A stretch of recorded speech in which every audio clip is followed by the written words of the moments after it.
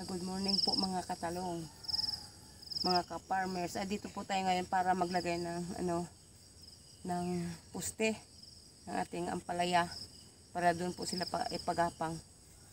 Dito po ganito po ang maglagay ng puste. Yan. Maghuhukay muna. Yan po. Yan.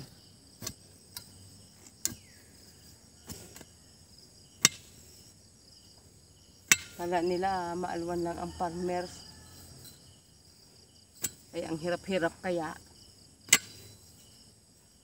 Bago sirain lang ng hayop ng iba. Pagsabihan mo galit pa.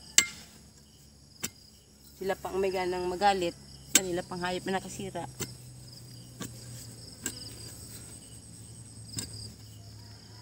Ito po kalalim para hindi tanggal.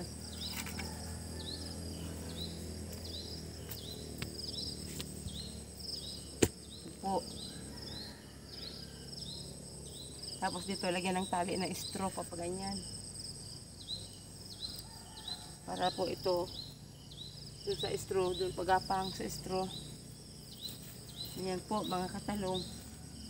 Kung kayo ay mag-ampalaya, ganito rin gawin nyo. Balag.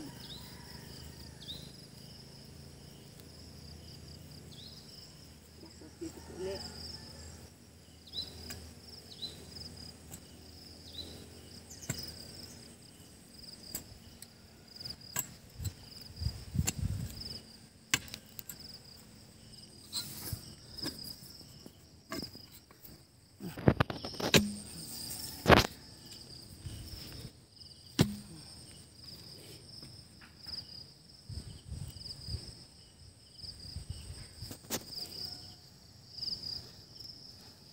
Yan po.